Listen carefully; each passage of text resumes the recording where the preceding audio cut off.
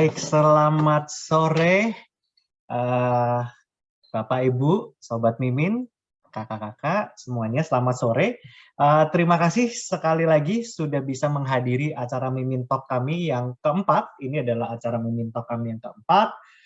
Dan kami selalu mengadakan acara Mimin Talk ini setiap 2 minggu sekali, setiap hari Selasa. Ya, jadi kami sangat senang teman-teman hari ini bisa mengikuti acara kami pada sore hari ini. Hari ini kita ada tamu yang spesial, ya. Ada Kak Sheila di sini, dan juga nanti ada bersama Bayu sebagai moderator dan juga host dari sesi sore hari ini. Mungkin ada teman-teman yang di sini mungkin masih unfamiliar atau mungkin bingung, ini siapa sih Mimin gitu yang mengadakan Mimin Talk ini. Mimin itu adalah social chat commerce app, ya, aplikasi yang untuk basically bisa membantu para UKM lebih cepat, lebih cermat, lebih pintar dengan cara menghandle bisnisnya dan business operations yang mereka melalui aplikasi kami. Tapi hari ini itu bukan untuk berjualan aplikasi ya teman-teman ya. Hari ini adalah untuk kita bisa berbicara, berbincang-bincang dengan Kak Sheila dan juga dengan Bayu di sini. Jadi terima kasih yang sudah bisa menghadiri. Sesi ini akan kami record dan akan dipost juga di YouTube channel kami. Jadi kalau misalnya teman-teman ingin mencari videonya ini, ingin menonton ulang atau ingin men-sharingkannya, bisa ke YouTube, tinggal search Mimin Smart Admin. Ya, nanti akan langsung muncul channel kami. Baik, itu saja dari saya serahkan kepada Bayu. Oke, thank you Joseph. Oke, sore teman-teman semuanya. Senang bisa kita ketemu lagi, kita ngobrol-ngobrol lagi. So, pada akhirnya hari ini pada dasarnya kita punya satu narasumber yang seru banget. Karena banyak nih, background-nya banyak, pengalamannya banyak, dan banyak yang kita bisa pelajarin sama-sama hari ini. Jadi tanpa berlama-lama, langsung aja kita ngobrol bareng sama Sheila ya. Hai Sheila. Hai. Selamat Halo. sore semuanya, sore menuju malam. Sore, yes. Nah, pas nih sebelum makan malam kan pada nungguin dari jam 7 mau makan malam mau ngapain dulu ya. Ya udah kita ngobrol-ngobrol aja mendingan di Mimin Talk. So, Sheila, boleh ceritain sedikit tentang background kamu, basically apa pengalaman kamu, background kamu apa seperti apa, terus mulai bisnis ini dari kapan seperti itu. Oke, jadi aku sebenarnya bukan lulusan bisnis, aku lulusan Fakultas Psikologi dari Universitas Pelita Harapan, tapi ya tidak menekuni psikologi itu, tetapi kan kalau psikologi bisa ditekuni dalam berbagai bentuk ya, gitu. Jadi aku tuh memang dari dulu punya cita-cita, one day I'll be an entrepreneur gitu. Aku pengen punya bisnis sendiri dari dulu. Jadi saya pernah kerja juga di sebuah pabrik keramik lantai. Kemudian saya kerja sekitar 3-4 tahun. Nah, kemudian saya memutuskan untuk resign dan mau jalanin online shop gitu. Pada saat itu sebenarnya sudah megang online shop tuh jualan plester olahraga. Sampai sekarang sih masih, tetapi pada saat itu saya mikir, aduh plester olahraga ini marketnya terlalu kecil gitu. Jadi kalau ada pertandingannya bagus, kalau nggak ada pertandingan liga-liga sepak bola, basket dan segala macam itu turun gitu. Jadi saya cari-cari apa ya, jualan apa ya gitu. Nah kebetulan kepikiran, aduh pengen jualan kosmetik gitu. Akhirnya tahun 2018 sebelum aku married itu aku iseng-iseng sebenarnya, masih ada uang yang bisa kepake buat modal. Akhirnya aku beli barang dan aku pasarin di online marketplace gitu. Ternyata makin lama makin rame gitu. Kemudian ada juga reseller yang datang ke aku gitu. Jadi, wih menarik ya ini gitu. Akhirnya aku mengembangin ke marketplace to marketplace dan juga ya ada yang via WhatsApp, ada yang via marketplace, macam-macam. Sampai sekarang dari dari cuma 1 SKU sekarang udah ribuan. Wow, ribuan SKU. Jadi kalau pertama kali mulai itu kan tadi selotip selotip ya tadi bahasa Plester olahraga. Kalau orang ngomong itu taping. Tape ya kan. Taping. Nah, itu masih berjalan sampai sekarang. Itu pertama kali ngerjain yang untuk si plester olahraga itu di tahun berapa? Waduh, itu dari kuliah aku kerjainnya. Oh, dari kuliah. Bahkan dari kuliah, sebelum mulai kerja udah ngerjain itu ya? 2010. Dari tahun 2010 aku udah dagang.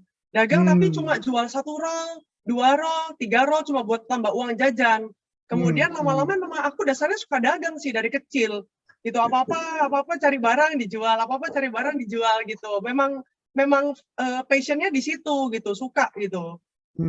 Jadi ya terus akhirnya mulai iseng-iseng pas nggak lama mulai iseng-iseng cobain yang baru waktu mau merit ini. Jadi yang baru ini sebenarnya baru 2018 tadi katanya. 2018. Ya? Sebelumnya cuma plester olahraga itu aja. Iya, 2018. Awalnya juga buka Adverse Store ini, kosmetik ini iseng-iseng, cuma tambahan lah paling berapa juta sebulan. Ternyata Tuhan ngasih lebih gitu. Bisa gede banget gitu, bisa sampai jadi distributor segala macam. Ya puji Tuhan gitu. Wow. Tapi berarti yang penasaran nih, karena kan lumayan jauh kan dari plester olahraga ke kosmetik tuh lumayan jauh. Kenapa mau nyobain kosmetik? Is it something yang memang dari awal kamu udah punya ketertarikan, emang ngerti dunianya, kamu mau explore, atau kamu berpikir ya udahlah bodo amat lah, yang penting ada kesempatannya datang, ya udah kita pelajarin aja, kita kerjain. Gimana tuh waktu awal? Ya, jadi memang itu awalnya terinspirasi dari saudara saya sih. Saudara saya itu ada di Palu sama di Bali. Mereka punya toko kosmetik emang, dan gede. Tante punya kosmetik, dan saya pernah magang lah ya istilahnya, jadi kasirnya mereka gitu. Wow, keren banget gitu kan. Tokonya kalau lebaran gitu bisa sampai bukanya sampai tengah malam gitu, masih jualan. Jadi terinspirasi dari situ. Akhirnya tanya-tanya gimana sih caranya jualan gitu. Akhirnya ya dibantu sama mereka, tapi cuma dikasih kontak supplier gitu. Satu supplier, dan itu sebenarnya ada beberapa SKU di supplier itu, tapi aku cuma ambil satu yang paling best sellernya itu. Tahu best sellernya dari mana ya? Taunya dari Instagram, taunya dari marketplace. Oh, ini rame nih gitu. Akhirnya ya udah coba dari satu SKU itu aja. Jadi awal pertama tuh memang betting di satu SKU doang ya. Pokoknya cobain ini dulu deh gitu, yang paling hits, yang paling rame kita coba itu dulu gitu ya. Iya, betul. Yang paling hits gitu. Oke. Nah, itu waktu pertama mulai dari satu SKU, sekarang katanya udah ribuan SKU ya. Semua itu produknya memang Adverse Store itu memang fokusnya kosmetik berarti ya. Nah, itu betul. Ada dengan sekian penambahan sekian banyak produk itu yang di cover kosmetik luas ya? Apa aja sih yang di cover, jenis produknya apa aja sih? Kalau di Adverse Store itu skincare sih, lebih banyak skincare dan kosmetik. Tapi untuk saat ini memang skincare masih yang paling best ya untuk di kosmetik dan skincare itu. Karena kalau kosmetik kan karena pandemi orang kurang pakai makeup kan, tapi lebih ke skincare gitu. Pergerakannya di situ sih. Kalau pas pandemi gini skincare-nya mengalami kenaikan gitu maksudnya. Tadi kalau kosmetik kan kelihatan turun, katanya orang jarang keluar gitu kan. Tapi kalau skincare-nya itu emang naik atau? Jujur aja, pada saat COVID tahun 2000 berapa ya? 2020 ya berarti COVID itu ya. Itu jujur aja penjualan malah naik online. Wow, oke. Banyak yang ngeluh kan, banyak yang ngeluh, pada turun nih, susah nih jualan. Itu aku, aduh puji Tuhan banget, ini bukannya naik malah bukannya turun malah naik di Adverse Store gitu, skincare tapi memang. Itu, tapi yang kosmetik memang agak turun, cuma masih ada, tapi skincare-nya boom. Itu penjualannya naik karena orang itu habit orang dari yang belanja offline jadi ke online kan gitu. Benar. Oke, menarik ya. Malah expand sebenarnya justru Pak untuk skincare-nya ya. Iya. Oke. Berarti sekarang ini kosmetik, skincare. Ada rencana untuk additional lagi atau mau fokus di dua tipe ini aja? Kalau aku sih fokus ya, karena habis ini juga aku bakalan buka offline store itu untuk menjamah lingkungan di sekitar store lah. Aku kan di BSD di Tangerang Selatan, jadi mau menjamah masyarakat di sini gitu. Oke, seru nih. Online, pengen punya offline store. Nah, waktu awal kan dari mulai jualan pesta olahraga sampai jualan kosmetik, ini semua kan online ya. Dan memang dari awal rencananya itu online, atau dari awal sebenarnya mau offline, cuma udah deh supaya bisa mulai gue online dulu deh gitu. Dari awal gimana sih planningnya? Nggak ada rencana apa-apa sebenarnya dari awal. Beneran, aku iseng banget coba-coba. Terus mulai online karena kan modalnya sangat-sangat terbatas, nggak nyampe 10 juta pokoknya, sangat-sangat terbatas. Terus habis itu nggak ada karyawan, semua packing sendiri, balas chat sendiri, semua sendiri gitu kan. Terus ya kenapa mau buka offline ya karena setelah aku pelajarin online itu ada pasarnya sendiri, offline juga ada pasarnya sendiri. Kayak misalnya kosmetik, cewek suka tuh datang ke toko, coba-cobain, cobain nih bagus nih gitu. Oh ini kurang cocok nih sama aku. Nah, itu yang dikejar gitu. Sama mungkin ada promo-promo lebih, dan online itu kan memang persaingannya sekarang persaingannya ketat banget gitu. Online tuh orang banting harga, kemudian yang banyak lah. Tapi kalau offline tuh orang datang langsung suka beli gitu. Punya dinamisme yang cukup berbeda ya, maksudnya beda pasarnya berbeda. Betul, justru kalau online orang-orang biasanya aku pengen jualannya online aja, offline agak susah gitu. Ini justru sebenarnya nggak serta-merta offline itu buruk, karena offline itu punya benefit sendiri, punya pasar sendiri gitu kan, dan punya experience lah. Mungkin apalagi kalau kosmetik kan mereka bisa lihat, bisa warna dan segala macam mereka bisa lihat sendiri gitu kan. Ya, dan lebih terpercaya. Kalau kita punya offline store tuh orang, kenal nih Airfest Store, wih offline-nya di sana loh. Aku kapanpun bisa datang, mau komplain pun bisa datang ke tokonya gitu. Gitu. Oke, ada credibility ya. Tapi penasaran deh, Sheila. Jadi penasaran. Menurut kamu online dulu baru offline atau offline dulu baru online? Karena kalau modalnya, kalau you're given a chance gitu, you're given an opportunity, boleh pilih salah satu, mulai dari mana duluan? Menurut kamu mulai dari mana dulu? Aku tetap online duluan. Tetap online, oke. Karena? Sebenarnya tergantung brandnya ya. Kalau kosmetik mendingan online duluan gitu. Oke. Karena apa? Modalnya tuh bisa dikatakan minim ya. Modalnya juga nggak terlalu banyak. Yang penting punya handphone, punya paket data, ya kan? Sama niat itu yang penting. Sama niat. Karena uploadnya itu memang rempong di awal-awal gitu kan. Upload, harus nyari deskripsinya, harganya, beratnya, berapa gitu kan. Itu yang awal-awal. Tapi sekarang tuh online juga bisa dropship. Gitu. Misalnya kita mau jual nih, jangan kosmetik dia contohnya, misalnya kayak perabotan rumah. Kita punya nih supplier, udah punya supplier, kemudian, kita pasarin di online. Terus habis itu ada yang beli nih di toko online kita. Tinggal suruh supplier kirim ke customer kita, itu dropship dan tanpa modal. Cuma memang agak ribet di stoknya ya, gitu. Kita harus pantau stoknya si supplier terus. Ya, takutnya suppliernya justru lagi nggak paham, jadi itu yang susah. Iya, dan Airfest Store bisa juga kayak gitu, dropshipper. Makanya bisa gede itu karena saya juga punya jaringannya banyak gitu, reseller banyak, dropshipper banyak gitu. Oke. Wah, ini dari baru 10 menit pertama udah seru semua kontennya. Nah, oke, kita lanjutin ya. Waktu pertama kali mulai Airfest Store di 2018 itu kan satu SKU, basically modal yang limited. Ini budgetnya kita punya segini, udah kita kerjain deh gitu. Tantangan paling beratnya tuh apa sih? Apa aja tantangan di awal-awal tahun waktu mau coba kembangin Airfest Store? Tantangannya itu yang pertama kita harus tahu market. Gitu. Tantangannya yang pertama tuh marketnya kita harus tahu. Kayak misalnya kemarin tuh pertama kali jual banget tuh ya, ingat banget aku jual di harga price list istilahnya. Katakanlah price listnya 100.000 gitu, ya aku jual 100.000 gitu.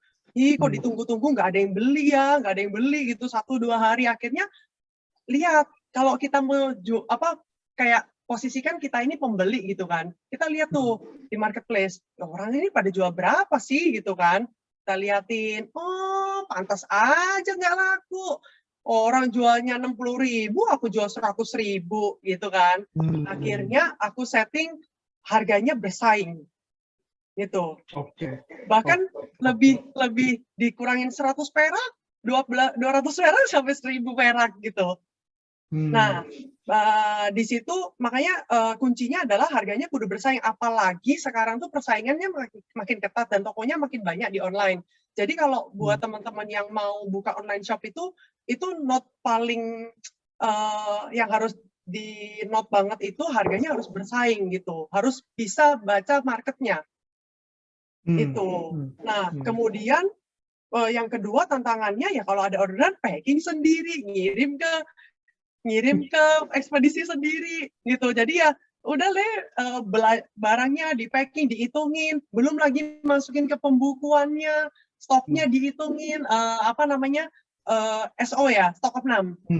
Itu juga wajib. Nanti stock of name-nya harusnya stok masih 10, kok tinggal 5, kemana nih stokku gitu. Ya. Semua dikerjain sendiri ya? Iya, semuanya A sampai Z dikerjain sendiri gitu. Tapi itu harus sih, kalau kita mau jadi owner ya, kita mau jadi owner online shop apalagi. Sekarang dulu kerjain sendiri, sekarang timnya udah banyak gitu kan, orang yang packing. Jadi sekarang udah ya semi autopilot lah gitu. Jadi mau ditinggal liburan juga bisa ya.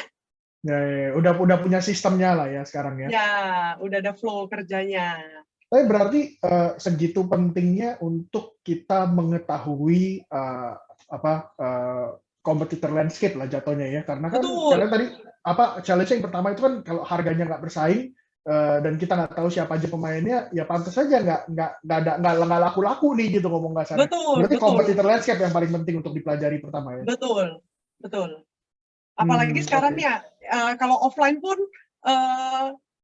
misalnya ke toko di offline 100.000, ternyata online cuma 60.000, pasti ke online. Bener. Sekarang pembeli sudah pinter banget. Udah mulai rajin, compare-nya tuh rajin. Ya. Kalau nggak salah ya, pernah dengar ada aplikasi yang bahkan bisa ngebantu orang buat compare harga dengan gampang. Itu juga serem juga. Semua harga kelihatan ya. Serem sih itu. Oke. Ya. Oke. Nah, kalau sekarang nih udah ada jualannya di mana aja? Marketplace atau di mana? Aku paling besar jujur aja di marketplace. Kemudian dari marketplace itu kita bisa ngedirect reseller, mendapatkan reseller. Jadi kan reseller juga ngecek supplier dari marketplace, kemudian reseller itu akan nego ke kita, Kak, kalau mau jadi reseller bisa nggak gitu. Nah, kalau sudah dapat reseller seperti itu, biasanya ke WhatsApp. Karena apa? Marketplace sekarang gila adminnya. Oke. Jadi utamanya marketplace, tapi juga ada WhatsApp juga gitu ya. Kemudian kalau kayak sosial media, Instagram gitu-gitu ya. Ya, jujur aja Airfestor tuh sekarang Instagramnya sudah running, tapi ya Instagram itu awareness sih, lebih ke awareness, education. Itu bukan yang jualan gimana. Jualan tetap enakan lewat marketplace karena sudah marketplace dan WhatsApp udah tertata gitu loh. Kalau WhatsApp itu berarti punya admin ya Iya, ada admin. Di kantor punya admin yang terima-terimain, yang managing gitu. Betul. Oke. Jadi emang ada hire beberapa orang khusus untuk terima pesanan WhatsApp dan basically ngurusin marketplace, punya orderan lah ya semuanya. Ada admin yang ngerjain lah ya. Iya. Oke. Kalau dari marketplace ada di berapa marketplace? Airfestor itu ada di berapa sekarang? Sekarang boleh sebut ya? Boleh sebut ya? Boleh. Shopee, Tokopedia, Bukalapak, Lazada, ongoing, Blibli, dan TikTok. TikTok ada juga ya? TikTok sudah ada. Itu ya? TikTok sudah ada. Ya. Sudah ada yang jualan sih, baru ngupload udah ada yang beli, lumayan lah, baru 1 lah. Oh, wow, menarik juga ya. Iya. Sampai TikTok juga. Nah, kalau TikTok itu sistem jual belinya sama dengan marketplace yang lain? Sama, persis. Cuma aku juga masih belajar sih TikTok. Itu dia lebih mengutamakan live. Jadi aku harus punya orang yang live tiap hari jualan gitu. Oh, oke. Jadi benar-benar jadi kayak dagang ya. Ya. Harus Shopee juga ada live Shopee selalu. Live sebenarnya. Sudah pernah coba, memang bagus sih.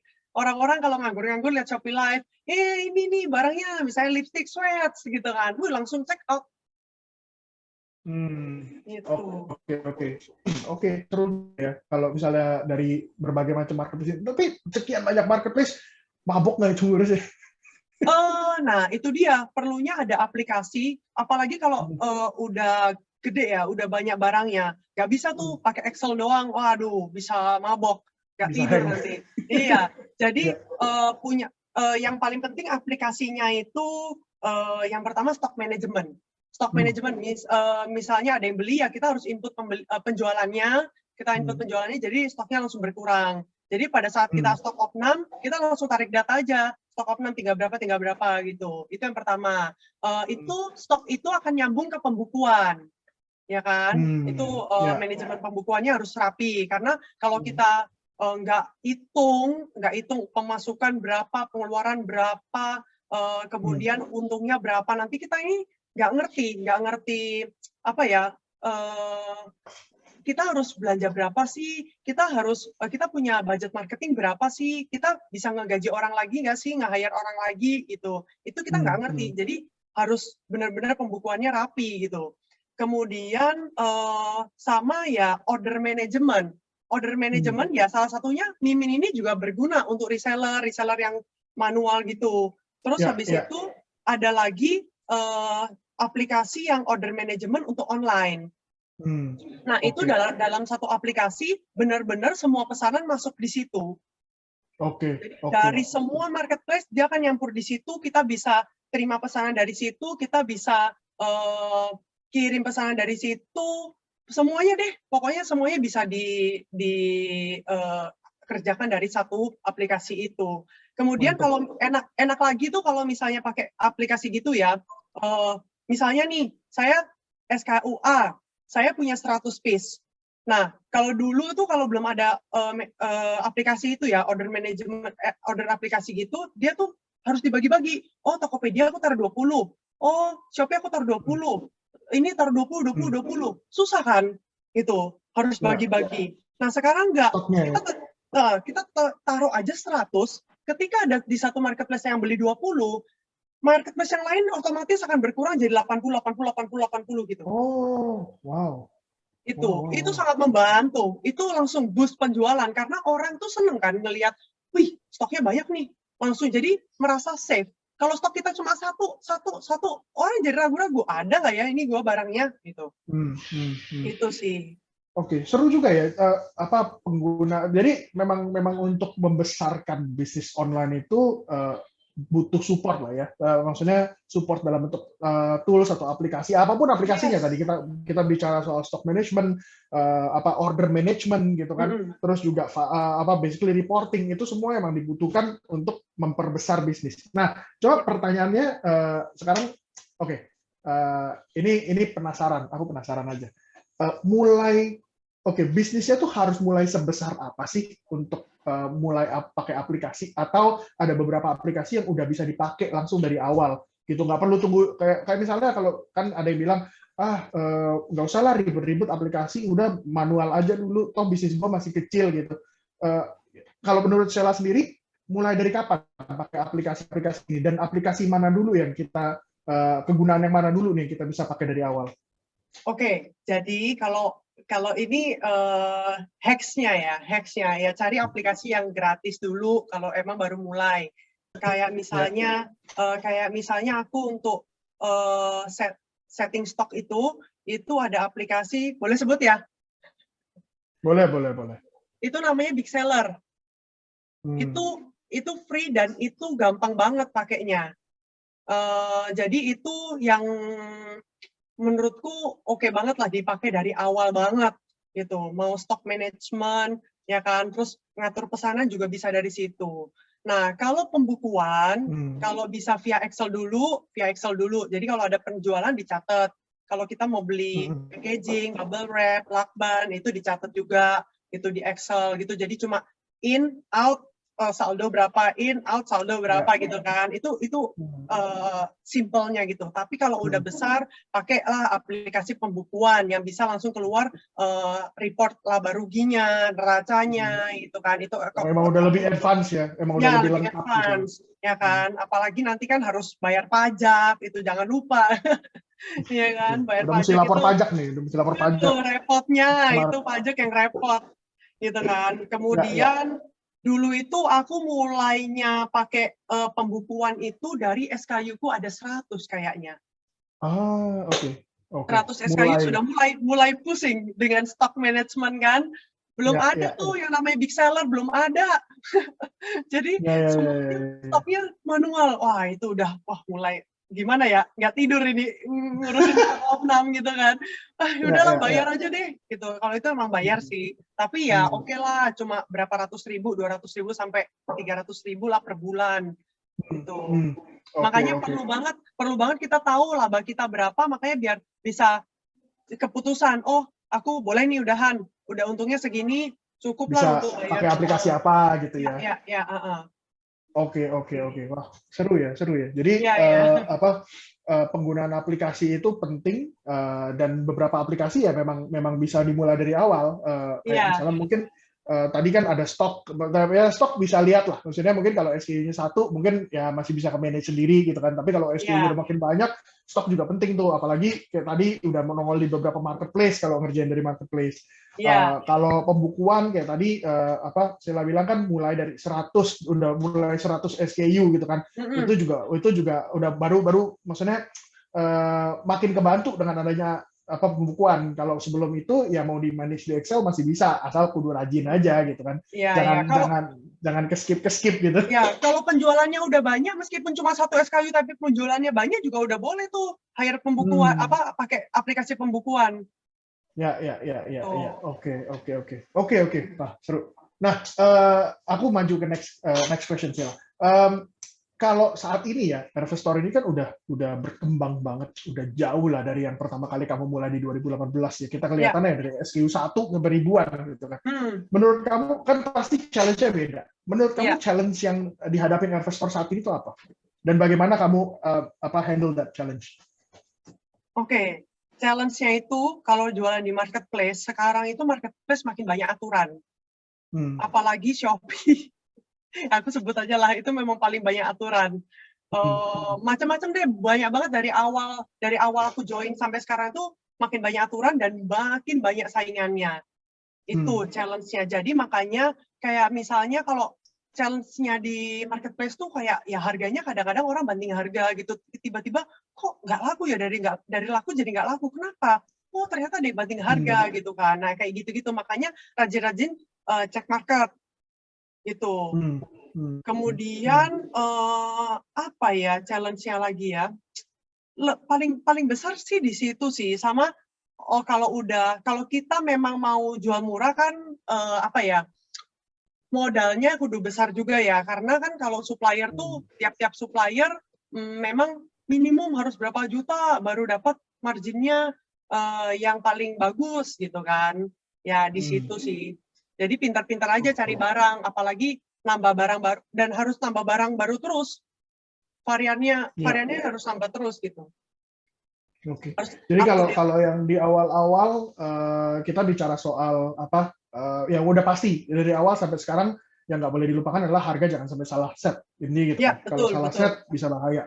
Nah, yang kedua mungkin begitu kita udah mulai makin kompetitif, supplier yang tepat. Dari supplier yang bisa kasih harga yang kompetitif, service yang kompetitif, mungkin stability atau dari supply-nya ada stabilitas yang lebih baik gitu kan. Basically supplier yang tepat. Yang ketiga baru tadi kita bicara tadi udah harga, tadi udah supplier gitu kan. Terus kita juga ngeliatin bagaimana bisnisnya itu berkembang bukan cuma dari satu SKU doang atau satu jenis doang, tapi lihat nih apalagi SKU yang bisa ditambah atau bisnis bentuk produk apalagi yang bisa ditambah selama masih align untuk kita grab market baru gitu ya. Betul. Apalagi kalau tahu sekarang pasar kosmetik ya sama skincare, gila. Itu kayaknya satu minggu bisa dihubungin berapa supplier itu baru. Wow. wow itu pusing banget.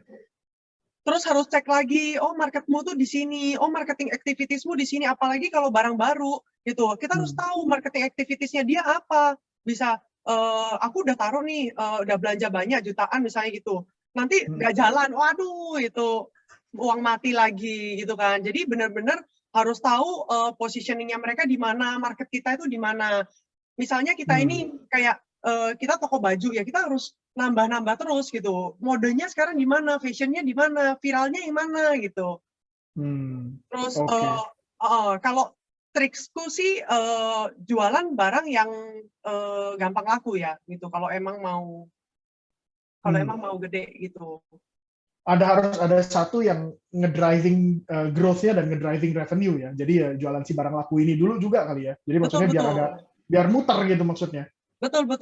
Ada yang fast moving, ada yang slow moving gitu kan. Nggak apa-apa di mix, tapi yang harus seimbang lah di toko itu. Oke. Nah, kalau dengan kompetisi yang begitu ketat gitu ya, tadi kan kita bicara Sheila sendiri bilang, wah apalagi skincare gitu, banyak banget yang baru-baru. Ya kita lihat gitu banyak brand-brand yang ya baru banget viral ya, gue nggak mau sebut lah, pokoknya udah nyampe Paris aja. Tapi basically kan banyak nih brand-brand yang bermunculan gitu kan, dan rata-rata brand lokal gitu. Menurut Sheila untuk bisa tetap berkompetisi dengan brand-brand seperti itu, apa sih yang dibutuhkan? Pasti bukan cuma harga kan, tapi apa sih yang bisa dibutuhkan gitu?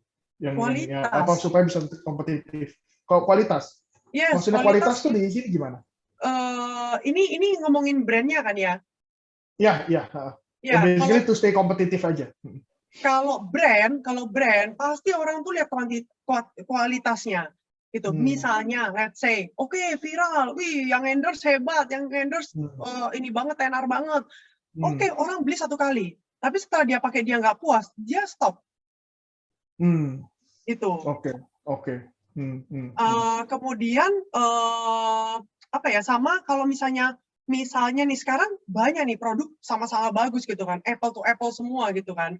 Nah, itu tinggal nanti orang akan lihat ininya sih, marketing activitiesnya. Jadi kalau kita punya brand nih, kita akan lihat, apalagi saya sebagai penjual juga akan melihat, oh brand A sama brand B, ini apple to apple secara kualitas bagus nih. Tapi marketing activitiesnya lebih bagus yang A, pasti orang akan lebih berani stok yang A. Itu misalnya dia influencer yang di endorse bagus-bagus gitu kan, terus dan konsisten terus. Itu akan membangun brand awareness kan, berarti kan customer juga aware gitu sama ini brand gitu. Jadi kita lebih berani juga ngambil karena emang dari yang punya brandnya mereka ngerjain, mereka marketingin, jadi kan orang jadi tahu produknya ya. Betul. Oke. Jadi basically kalau misalnya nih, ini a bit of topic, penasaran aja. Misalnya ada nih gitu ya, datang ke Sheila, ini ada baru nih, ada produk baru gitu kan. Produknya mungkin Sheila udah sekian lama di dunia ini, itu Sheila udah tahu, ini produk berkualitas nih. Tapi mereka nggak ngerjain marketing sama sekali. Kamu berani nggak ambil produk seperti ini atau brand seperti itu? Enggak. Okay. Apalagi skincare. Walaupun sebenarnya produknya kamu pun agree itu berkualitas gitu dan bisa dijual, tapi kamu nggak berani ambil. Kalau aku jawab jujur sebagai toko, kalau nggak ada marketing activitiesnya untuk skincare, nggak berani. Oke. Minim kalau dia mau konsinyasi. Kalau kayak gitu biasa aku minta konsinyasi gitu, karena belum ada pasar. Kemudian marketing activitiesnya juga belum jelas, aku pasti untuk minta konsinyasi gitu.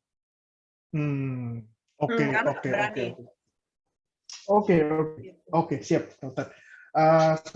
Nah, sekarang kita maju ke next question deh. Kalau misalnya beberapa teman-teman di sini kan ada, tadi saya sempat lihat profilnya, ada yang memang udah usaha, ada yang beberapa masih bekerja, ada bahkan yang juga yang baru lulus gitu kan. Menurut kamu kalau mereka memulai suatu usaha online gitu ya, apa sih yang harus disiapkan dan apa yang harus dimiliki? Ayo, ini wejangan nih. Wah, yang paling pertama ya, ini nggak bayar. Tapi paling penting, yaitu niat. Iya. Soalnya itu bikin online itu nggak semudah itu. Gitu. Kadang orang bilang, wah di inilah di sampingan gitu kan. Sampingnya sesamping apa gitu kan. Gitu. Nah, tetapi ketika terjun di situ, ketika ditekunin itu kalau nggak ada niat itu pasti kepental lah istilahnya. Gitu. Jadi kudu niat banget. Oh, aku beneran niat, aku beneran kalau misalnya pun nggak jalan harus gimana nih gitu kan. Itu yang pertama niat. Ya kan? Karena uploadnya juga perlu waktu, satu produk itu bisa upload bisa 10 menit sampai 15 menit kalau baru-baru. Tapi kalau udah jago 5 menit juga jadi gitu kan. Nah, kemudian kalau yang kedua handphone. Kalau mau online, ya kan, handphone minim-minim yang ada kameranya atau enggak ya jangan yang handphone jadul ya, handphonenya yang Android atau iPhone gitu ya. iPhone, nah sama internet. Handphonenya kalau digabung sama handphone pribadi boleh nggak? Boleh, boleh. Ya? Tapi Nggak kalau harus aku terpisah gitu ya? nggak harus. Ya kalau bisa ada yang ini, ada yang dual apps. Ya. Karena apa? Karena apa? Kalau kita, ini juga trik nih untuk teman-teman yang baru mau buka toko di marketplace. Jadi sebaiknya toko itu berbeda dengan akun pribadi. Karena apa? Kalau misalnya tokonya jadi satu sama akun pribadi, orang tuh jadi terlihat kurang profesional. Misalnya nanti kalau lihat Store di Shopee gitu ya, Store bawahnya Sheila Chen gitu. Wah, kayaknya kok kurang oke ya gitu, kurang oke. Jadi kurang kredibel gitu. Jadi makanya aku selalu kalau teman-teman tanya tuh aku selalu bilang siapkan nama tokomu apa, emailmu apa, nomor handphone toko berapa. Karena nomor handphone ini misalnya sudah punya akun di satu marketplace, biasanya nggak bisa nih masuk lagi dengan akun itu, nomor handphone itu. Jadi nomor handphone juga kalau bisa sih beda gitu. Kalau misalnya memang belum punya akun pribadi, ya udah pakai nomor handphone itu nggak apa-apa gitu. Tapi kalau email sama nama toko itu wajib baru. Gitu. Oke, harus terpisah ya? Harus terpisah. Oke. Nah, aku masuk ke mendekati pertanyaan terakhir. Jadi tadi sempat dikasih teaser juga Sheila. Tapi mungkin aku tanya sekali lagi. So what's next buat Everstore ini? Apa langkah selanjutnya? Apa yang kamu mau kerjain? Kalau sekarang fokus mau bikin offline sih. Karena offline itu aku sadar bahwa offline tuh tidak akan istilahnya akan mulai dari baby lagi dia.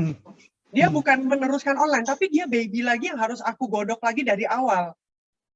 Gitu. Kayak misalnya offline tuh harus kita datangin influencer ke toko, kita harus daya tarik, kita harus endorse orang untuk datang ke toko, kita harus bikin voucher, kita harus beriin promosi. Itu yang lagi aku garap sekarang sih, lagi ongoing. Oke. Jadi itu offline kurang lebih kita bisa expect kapan nih Noel pokoknya nih? Apa gimana?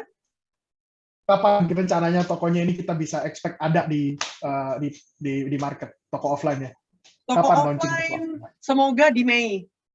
Oke. Berarti udah tinggal 2 bulan lagi. Ya, lagi garap desain interiornya.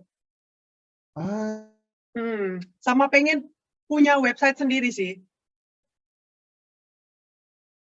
Oh, aduh.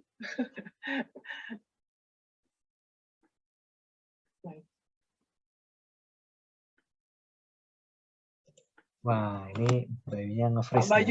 Pak bajunya lagi seru-seru. Ini ancaman teknologi seperti begini.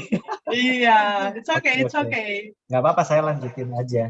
Ya, it's okay. Bayu. Oke, jadi mau buat website. Oke. Ini sedikit shameless plug. Mimin ada fitur microsite.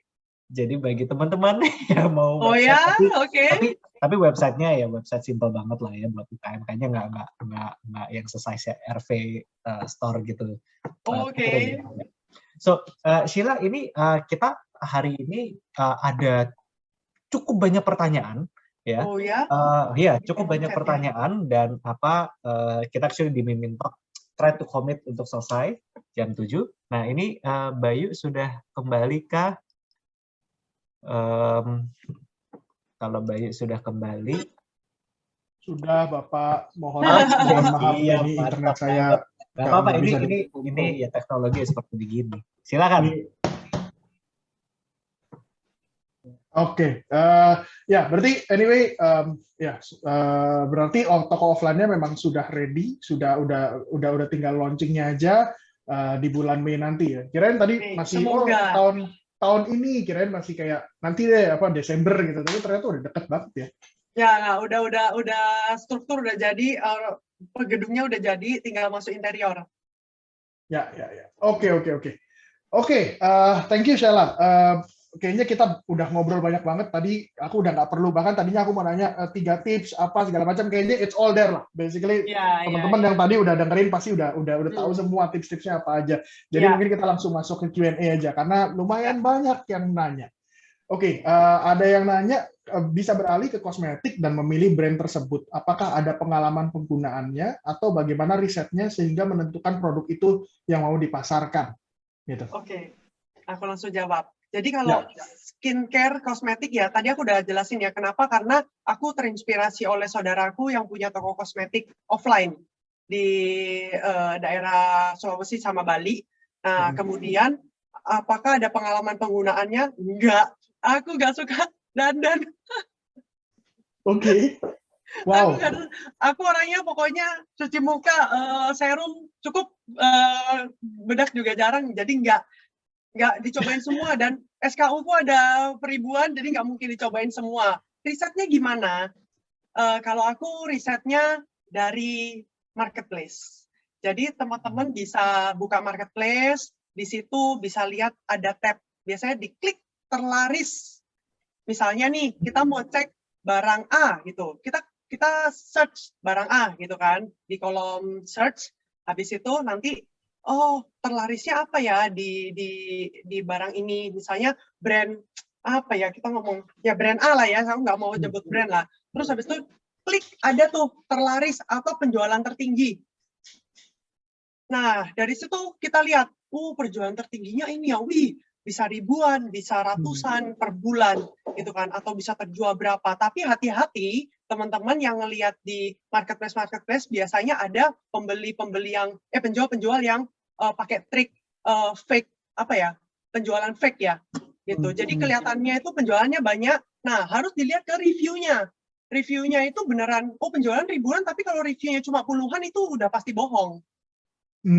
Gitu. Jadi harus dilihat juga penjualannya berapa, misalnya ribuan. Kalau masih ratusan, misalnya 1000, tapi reviewnya 700, itu masih oke. Tapi kalau sudah 1000 ke puluhan itu nggak mungkin gitu. Misalnya 1000 ke 100 saja itu sudah 10% doang, itu berarti ada fake order gitu kan. Gitu. Jadi kalau aku lagi ada supplier nih datang nih, Ci mau tawarin barang, saya dari sini, bagus loh Ci penjualannya gitu kan. Oh ya, tak lihat dulu ya gitu. Lihat dulu, habis itu dilihat.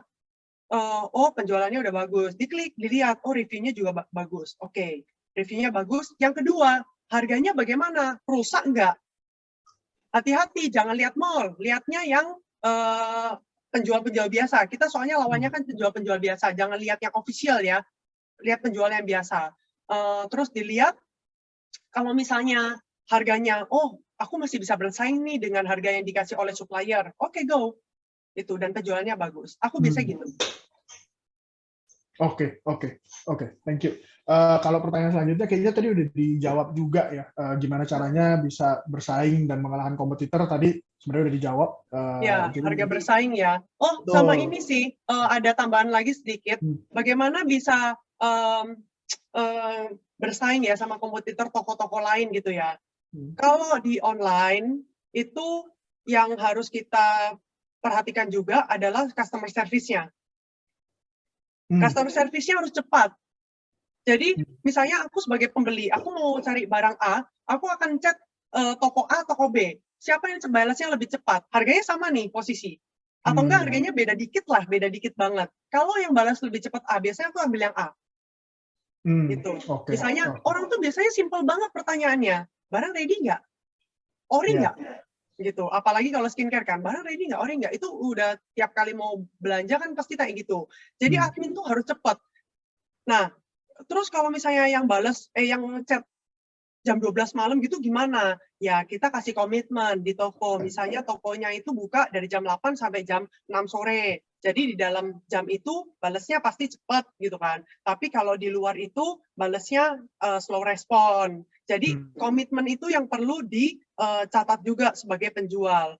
Intinya kalau ngomong A ya harus A gitu. Kalau ngomong B, ngomong B. Jangan kita ngomong pengiriman cepat, ternyata pengirimannya baru 4 hari baru dikirim gitu. Oke.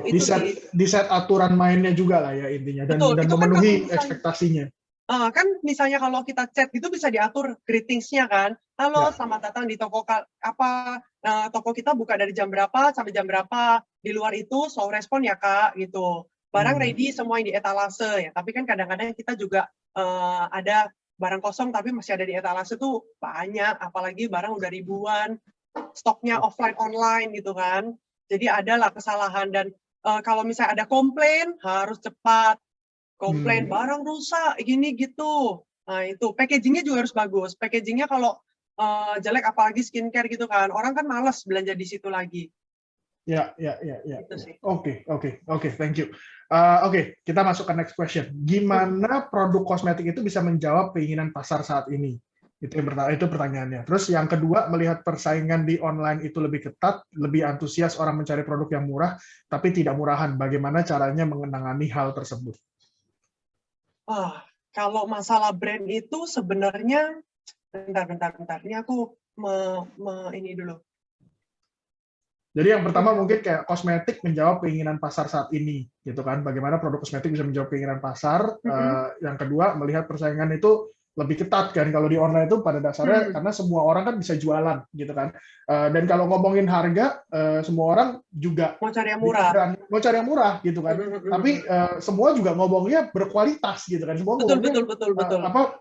bukan barang murahan. Nah, gimana meng-counter isu-isu seperti ini? Gitu. Bagaimana make sure yours atau your product yang dijual itu better than anyone else, makanya buy from me gitu maksudnya. Ya, sebenarnya kalau aku kan toko, ya kan, aku menjual segala macam produk. Jadi itu sebenarnya kita harus minta ke prinsipalnya. Misalnya barang brand A itu harus meyakinkan kita, oh produk ini education lah, diedukasi dulu, ini brandnya gimana, ini bagusnya apa gitu kan. Nah, tapi kan sekarang zaman digital gini kan semua ada di Instagram gitu kan. Semua juga ada di caption Shopee, Tokopedia, semua kan ada semua informasinya. Jadi dan belum tentu murah itu jelek, apalagi skincare. Itu ada yang cocok, bahkan cocoknya murah daripada yang mahal. Ada yang cocoknya mahal. Gitu. Jadi kalau kita ini sebagai toko, biasanya kita hanya melihat penjualannya bagus apa enggak. Yang penting BPOM loh ya. Kalau saya semuanya harus BPOM, karena kalau nggak BPOM tuh urusannya sama pemerintah lagi, aduh repot nanti. Gitu. Apalagi skincare ya. Yang penting udah lisensi BPOM itu menurut saya udah boleh dijual gitu. Kemudian penjualannya bagus dan ya nggak ada merkuri apa segala macam ya, yang nggak berbahaya lah gitu. Ya kan. Okay. Jadi kalau untuk bagaimana kita melihatnya, kalau aku tetap buy sales, bukan buy bagus apa enggak, karena cocok-cocokan. Oke. Jadi pada dasarnya untuk melihatinnya ya kalau kita lihat dari surface kita nggak akan bisa tahu yang mana yang maksudnya yang mana yang intinya mereka semua murah, tapi semua yang kalau dibilang semuanya berkualitasnya sama mungkin beda, mungkin enggak. Gimana cara bedanya ya kita lihat aja yang mana yang traction penjualannya lebih tinggi, itu yang harusnya lebih dipakai orang gitu kan, lebih. Betul. Ada kok banyak juga yang Kak aku nggak cocok nih gitu. Tanyanya gini, cocok nggak ya sama kulit aku yang gini? Wah, nggak bisa jawab. Sebenarnya kita ini nggak bisa jawab, tapi jawabannya biasanya kalau kayak gitu kita cuma jawab gini, Kak skincare itu cocok-cocokan. Gitu. Jadi kakak boleh dicoba, kakak cocok yang mana gitu. Karena kita nggak boleh ngebelain satu brand juga kan. Betul. Iya. Oke. Yuk kita masuk ke pertanyaan selanjutnya. Ini masih ada beberapa lagi nih soalnya. Kalau reseller, ada yang nanya, kalau reseller repot nggak ya ngurusin reseller lewat WhatsApp tuh? Repot. Biasa kesulitannya seberapa repot atau jenis kerepotannya itu seperti apa? Repotnya itu harus hitung manual, belum lagi tunggu transferannya, belum lagi kalau transferannya salah. Kalau ngelihat repotnya ya begitu ya, tapi kalau dijalanin ya jalanin aja gitu. Kalau udah biasa mah biasa gitu kan. Belum lagi ada yang rempong gitu misalnya customernya, Kak mintanya maunya pakai ekspedisi yang gini, tolong dong cekkan Kak. Makanya repotnya memang di situ. Tapi kalau harusnya ada Mimin terjawab ya. Wah, mantep nih. Ada Mimin terjawab. Sip. Makanya Iya loh, teman-teman Mimin harus tuh cobain menjawab Mimin. loh. Mimin tuh Jangan menjawab. cobain. Thank you. Oke, sekarang kita lanjut. Ada pertanyaan lagi. Aku pernah berjualan di Instagram, tapi penjualannya itu kurang. Tapi setelah mencoba marketplace juga masih labil. Ya basically belum stabil lah ya. Penjualannya naik turun. Gimana tips untuk menghidupkan kembali produk kita itu? Maksudnya bagaimana memasarkannya dengan baik supaya produk kita itu bisa mulai dibeli orang lah ya gitu. Sorry, Kak Agil Sulmi, aku boleh tanya, ini jualannya apa ya? Boleh Kak Agil? Ada nggak orang yang ada? Boleh open mic ya, nggak apa-apa sih. Mau open mic boleh, mau Ya, typing boleh. Kalau malu-malu suaranya boleh. Aja. Ya. Ya. Ya, hai Kak. Ya. Jualannya apa ya Kak? Jualannya batik. Batik. Iya, batik. Brand sendiri atau brand orang lain? Brand sendiri. Oke, brand sendiri. Boleh tahu kisaran harganya? Biasanya kan ecer sama kodian. Nah. Kalau di kodian itu harganya lebih miring, Kak. Kira-kira di kisaran berapa? Nah, kayak satu kodinya itu kan biasanya 800 untuk kemeja. Oh, kalau grosir ya?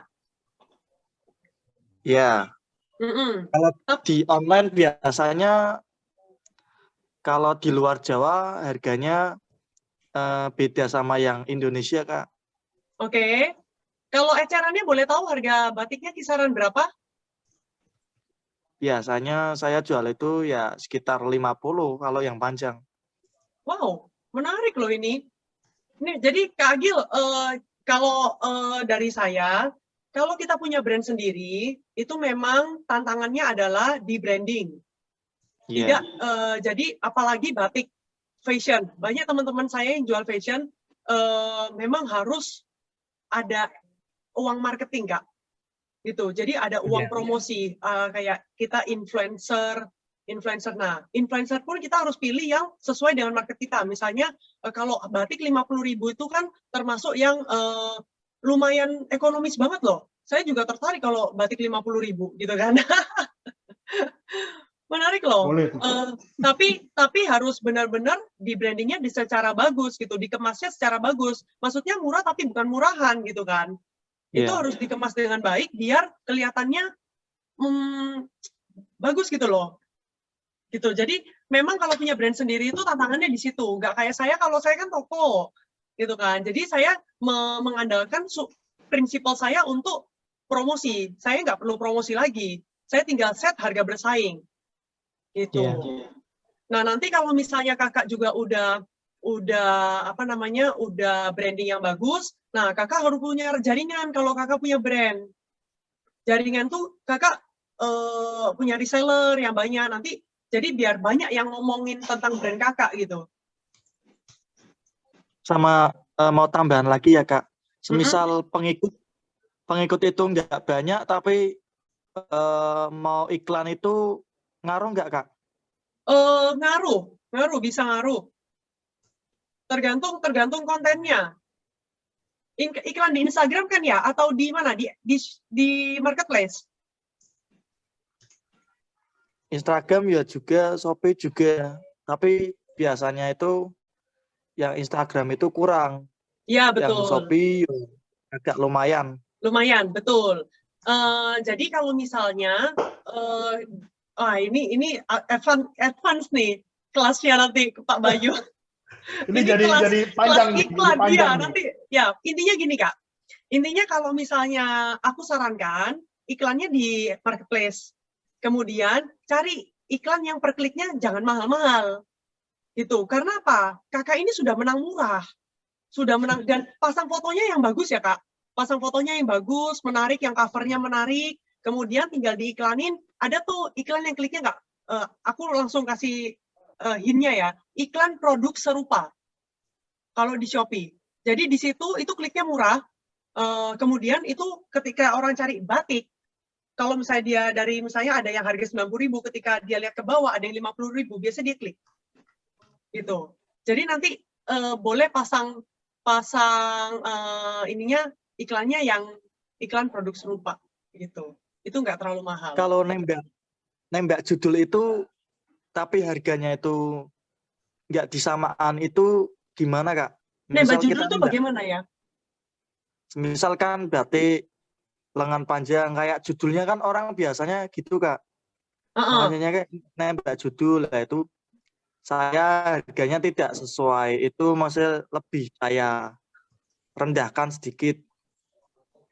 Maksudnya pasang judulnya itu nama itemnya ya, batik lengan panjang Ya, gitu nama ya? item. Nggak apa-apa, memang kan barangnya batik lengan panjang, kecuali nembak brandnya orang lain. Nah itu mungkin melanggar aturan. Oke, Kalau nembak brand saya belum tahu Kak. Apa ada Kak? Kalau nembak brand bisa bisa diturunkan produknya dari marketplace. Mas Agil, kayaknya kita mesti lanjut nih Mas Agil nih. Iya. Kalau enggak nanti nggak kebagian yang lain. Nah, itu advance. Iya, soalnya nanti boleh jadi DM saya nggak apa-apa. Atau enggak ya Kak. DM Kak Silanya ya. Ya. Oke, thank you. Oke, lanjut. Ada 2 pertanyaan terakhir. Apa saja yang harus disiapkan supaya bisa memiliki reseller yang aktif dan jualannya juga banyak? Sama yang kedua pertanyaannya, caranya supaya customer tahu kalau produk kita berkualitas. Ini pada dasarnya ini yang tadi ya, tadi udah dijawab. Jadi mungkin yang itu aja. Apa aja yang harus disiapkan reseller, supaya bisa resellernya yang aktif dan jualannya yang banyak? Mau cari reseller itu berarti kita harus punya harga khusus untuk reseller. Dengan minimum berapa misalnya, Kakak bisa dapat harga reseller. Itu tergantung kenyamanan masing-masing ya, gitu. Kan yang tahu modal sama labanya kan masing-masing. Yang pasti harus berbeda dong dengan apa yang kita jual. Berapa yang kita jual gitu. Oke. Oke, kelihatannya itu semua sudah pertanyaannya. Dari Sela mungkin ada yang mau ditambahkan terakhir sebelum kita tutup sesinya? Apa ya? Buat teman-teman yang mau jualan online, bisa. Yang penting ya itu tadi aku bilang, yang penting niat, ya kan? Nggak usah terlalu banyak mikir. Yang penting post dulu. Kalau laku ya puji Tuhan, kalau nggak laku ya dipikirin lagi gimana caranya biar laku gitu. Kemudian punya customer service yang baik, komitmen itu penting untuk pelanggan. Posisikan kita sebagai pelanggan deh gitu. Gimana kita maunya gimana? Toko kita dilihat orang tuh bagaimana? Terus yang nggak kalah penting adalah punya tim. Jadi that's why kenapa saya itu belajar dari A sampai Z, biar apa? Biar saya bisa ngajarin tim saya. Nah, sekarang udah enak. Saya mau ke Bali, mau kemana, udah by call semua, udah running. Autopilot saya tinggal belanja, saya tinggal ACC, belanjaan, segala macam, udah bisa running. Gitu. Oke. Thank you, Sela. Seru, tadi ngomong itu tuh, teman-teman yang mesti dicatat. Yang pertama kan niat. Yang kedua tadi udah bilang, kalau misalnya laku puji Tuhan, kalau nggak laku, cari gimana caranya biar laku. Jangan udahan. Kalau udahan, udah selesai, udah sejarah. Ya, pokoknya jangan cepat berhenti, jangan cepat putus asa lah gitu. Karena kalau memang kita tekun, kalau kita tekun pasti bisa lah gitu. Kalau emang nggak misalnya coba baju fashion, nggak jalan, ya udah coba cari ya barang yang lain apa gitu. Ya. Oke, kalau gitu, thank you Sela buat waktunya. Sama-sama. Udah seru banget. Ini ada yang minta 2 jam. Mohon maaf nih, kalau 2 jam nanti jadi advance kelasnya kemana-mana ini. Ini lapar juga ini by the way. Nah, anyway, thank you Sela buat sharingnya.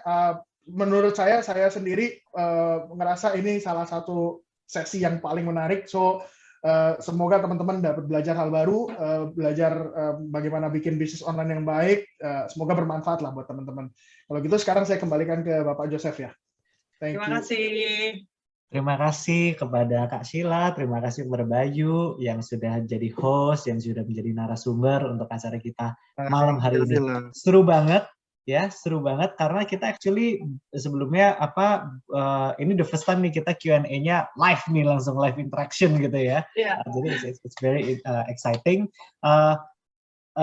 Bagi teman-teman yang juga mengikuti sesi malam hari ini, terima kasih. Sedikit pengumuman, jadi bagi teman-teman yang mendaftar ke acara ini ya mengikuti menggunakan link yang kami berikan ya. Nah kalau misalnya nanti teman-teman daftar ke dalam Mimin ya, mungkin tadi Kak Sheila sudah menjelaskan sedikit juga, gitu ya, juga dengan pengalamannya.